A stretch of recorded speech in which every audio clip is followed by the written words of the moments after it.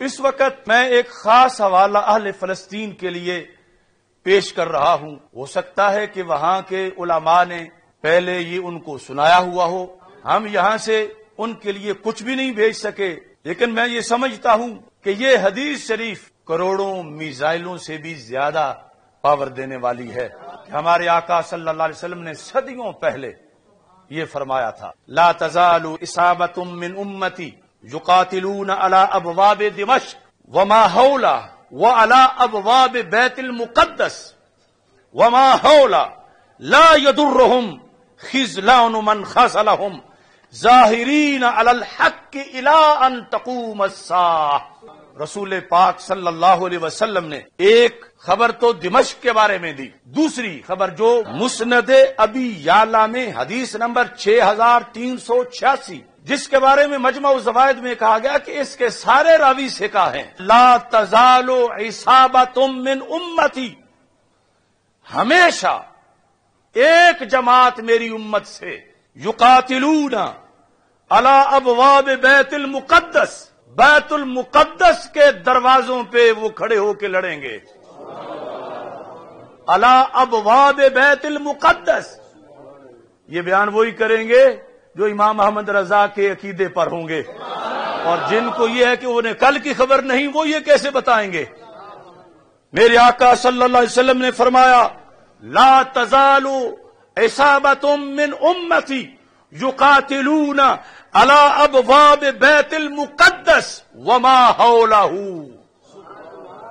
ہمیشہ میری امت کا ایک لشکر، میری امت کی ایک جماعت وہ جہاد کرے گی، قتال بالسیف، یعنی دست بدست لڑائی میں شریک ہوگی بیت المقدس کے دروازوں پر، اور وما حولہ، اور جو اس کے ارد گرد جگہ ہے اس پر وہ موجود ہوں گے، لا یضرهم خذلان من خذلهم۔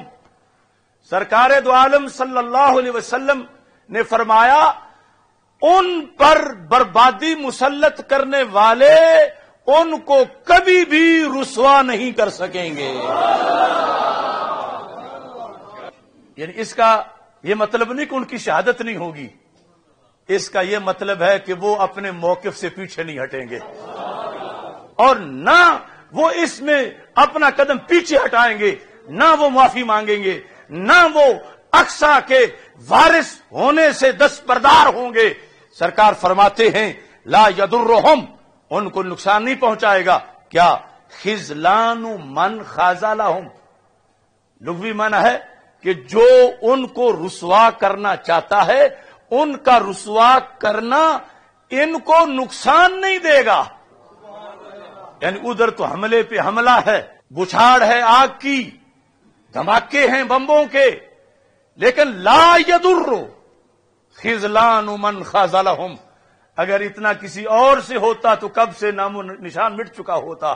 یہ ہے حدیث سے ثابت کہ وہ ہمت نہیں ہاریں گے، وہ پیچھے نہیں ہٹیں گے، وہ بھاگیں گے نہیں۔ یعنی یہ ہے دلیل ہمارے آقا صلی اللہ علیہ وسلم کے علم غیب کی صداقت کی۔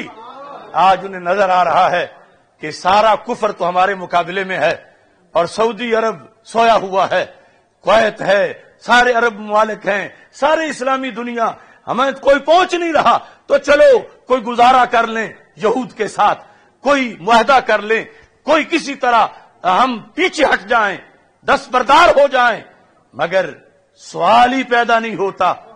تو سرکار کی آنکھ دیکھ رہی ہے۔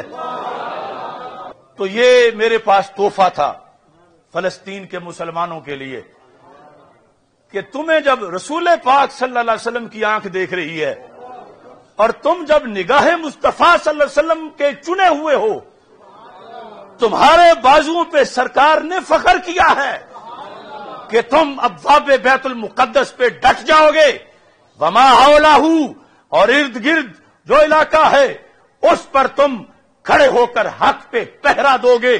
رسول پاک صلی اللہ علیہ وسلم نے صدیوں پہلے تمہارا نام لے کے تم پہ فخر کیا، اور تمہیں یہ ہمارے آقا صلی اللہ علیہ وسلم نے بشارت دے دی، لا یضرهم خذلان من خذلهم ظاہرین علی الحق، ظاہرین کا مطلب ہے غالب ہوں گے، غالب رہیں گے. کس پر؟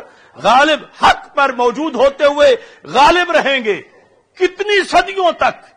فرمایا اِلَىٰ أَن تَقُومَ السَّاعَةُ، قیامت آ جائے گی، فلسطینی پھر بھی ہارے گا نہیں. اِلَىٰ أَن تَقُومَ السَّاعَةُ.